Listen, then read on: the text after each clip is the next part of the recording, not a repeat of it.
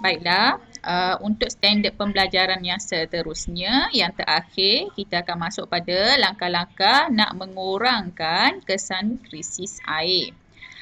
Yang mana langkah-langkah ni macam cadangan untuk mengatasi masalah air yang dihadapi tadi. Okey, kita dah tengok 4 masalah air tadi kan. Okey, jadi cara-caranya nak mengurangkan kesan tadi ialah yang pertama memelihara dan memulihara.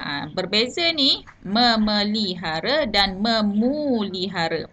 Kawasan tadahan hujan. Kawasan tadahan hujan dah belajar dah baru-baru ni.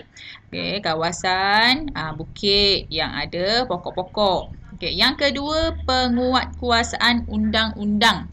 Menguatkuasakan undang-undang, saman ke, hukuman ke. Okey, yang ketiga kempen. Kempen alam sekitar. Buat iklan supaya masyarakat sedar. Tak kira lah melalui televisyen ke. Okay, nanti kita tengok huraiannya. Okay, yang keempat meneroka air di bawah tanah. Yang ni kita dah belajar dah minggu lepas kan. Okay, air di bawah tanah kita ni masih banyak.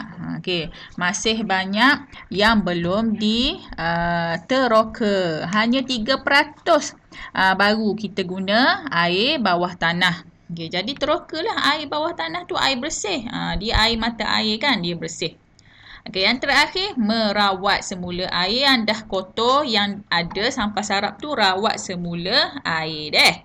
Okey, jadi ini ialah langkah-langkah yang kita tengok pada huraiannya. Yang pertama, memelihara kawasan tadahan hujan. Seperti yang cikgu bagi tahu minggu lepas, kawasan bukit yang ada pokok-pokok, ada akar, dia menjadi span kepada bumi, menyerap air hujan masuk ke dalam tanah. Daripada air tu cepat turun ke bawah dah. Okey, jadi kena peliharalah kawasan tadahan hujan ni. Ni, dia bagi tahu hutan ialah kawasan tanah tinggi yang merupakan kawasan tadahan hujan.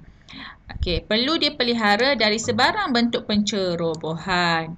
Yang inilah huraiannya kalau dalam exam. Dia kata memelihara kawasan tadahan hujan.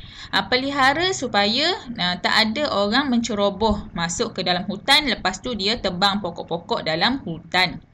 Okey, ia penting untuk memastikan bekalan air bersih sentiasa cukup dan berterusan.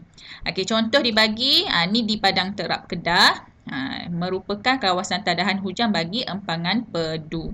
Okey, jadi kalau ada orang masuk ke sini, tebang pokok sesuka hati, dia akan dikenakan tindakan. Okey, yang kedua, yang kedua penguatkuasaan undang-undang alam sekitar. Jabatan Alam Sekitar ialah jabatan yang bertanggungjawab lah. Untuk pantau semua benda daripada menceroboh ataupun memusnahkan hutan. Jadi kena buat pemantauan yang lebih kerap terhadap hutan-hutan tadi. Kalau kat sini dia beritahu kawasan kilang, kena buat pantauan juga. Takutlah kilang-kilang ni dia membuang sisa-sisa daripada kilang tu masuk ke dalam air sungai. Lepas tu mencemarkan air sungai. Okey, kita ada akta dekat negara kita, nama dia Akta Kualiti Alam Sekitar 1974. Okey, sekiranya orang kita ni, orang perseorangan ataupun pengilang gagal mematuhi peraturan yang telah ditetapkan oleh kerajaan, kita boleh didenda dengan hukuman yang berat. Sama ada penjara ataupun disaman. Okey, kena bayarlah. Bagi yang tak mematuhi peraturan. Okey, seterusnya yang ketiga, kalaulah air di Sungai Tasik tu dah tercemar, ia boleh dirawat semula. Okey, yang ni dia merawat semula air kumbahan. Air kumbahan tu air yang kita guna kat rumah lah. Air daripada air mandi ataupun air basuhan-basuhan tertentu. Okey, contoh syarikat yang menjalankan rawatan semula air ni ialah Indah Water Consortium ataupun IWK. Okey, jadi kena bayarlah untuk IWK ni. Dia sedut air, kalau kat rumah kita dia datang dengan lori, dia sedut, lepas tu dia bawa ke loji kumbahan dan dia rawat. Okey, proses rawatan tu banyaklah cara dia. Dia bukan merawat sekejap. Okey, dia proses dia mengasingkan pepejal dulu. Okay, lepas tu dia rawat air tersebut. Adalah bahan-bahan kimia yang dimasukkan. Dirawat. Lepas tu ditapis. Macam orang rawat. Lepas tu air tu ditapislah daripada mikroorganisma yang tidak sepatutnya. Dan dia tak terus masuk ke rumah kita. Dia lepas ke sungai. Okay, kalau kata dia masuk terus ke rumah kita, mungkin kita tak lalulah nak pakai dah air tu. Dia lepas ke sungai. Kan kita belajar dalam pendidikan Islam pun, kalau air tu banyak, satu kolah kita boleh buat air, boleh ambil wuduk kan. Okay, jadi samalah kalau air ni dilepaskan ke sungai, sungai tu dia ada banyak air, jadi dia akan bercampur dan dia akan jadi bersih semula. Macam ni di kat bawah. Ia bertujuan supaya air sungai menjadi bersih dan selamat digunakan oleh manusia. Baiklah. Okey, ini yang keempat. Okey, iaitu kempen tadi. Kempen alam sekitar. Dan juga ditambah kat sini pendidikan. Pendidikan macam cikgu ajar awak sekarang ni lah, pendidikan. Melalui subjek geografi, pendidikan civic, pendidikan alam sekitar, ada gotong royong. Okey, kalau dululah sebelum COVID, kita pergi ke buat aktiviti gotong royong, keraplah buat. Untuk apa? Untuk memupuk kesedaran bahawa menjaga alam sekitar tu penting. Termasuk juga sumber air. Okey. Inilah contoh-contoh yang dibuat kempennya. Gotong royong, ceramah pasal alam sekitar, ada pertandingan melukis poster. Jadi ini ialah kempen dan juga pendidikan supaya anak-anak tahu menjaga alam sekitar. Baiklah. Dan yang terakhir, tadi cikgu bagi tahu dah. Sumber air bawah tanah kita ni banyak. Jadi kita boleh terokalah sumber air bawah tanah ni.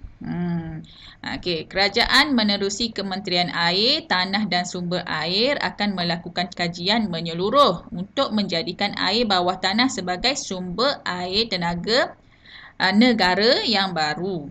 Ni cara dia. Dia tak telaga sini. Dia ada simpanan air bawah tanah ni. Adalah cara dia buat. Jadi penggunaan air bawah tanah mampu dijana sehingga 6 bilion meter padu setahun. Banyaklah 6 bilion ni.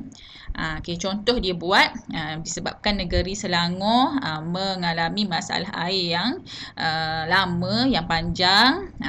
Kerajaan di negeri Selangor buat penerokan air bawah tanah, dan juga di negeri Kelantan juga buat penerokan air bawah tanah ni. Dan ini secara rumusannya untuk bab 12. Kita ada yang pertama 12.1 jenis sumber air.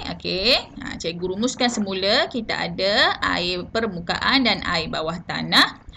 Untuk punca krisis air, punca masalah air dekat negara kita, kita ada 6.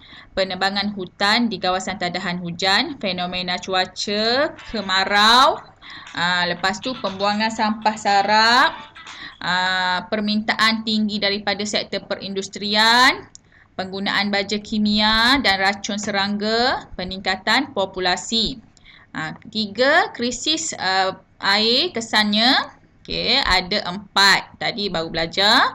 Dan yang terakhir langkah. Ada 5. Juga cikgu dah terangkan tadi. Baiklah, jadi cikgu harap untuk bab 12 ni semua anak-anak cikgu faham dengan apa yang cikgu terangkan. Sekiranya ada masalah sila tanya. PM cikgu PM tepi. Wallahu alam.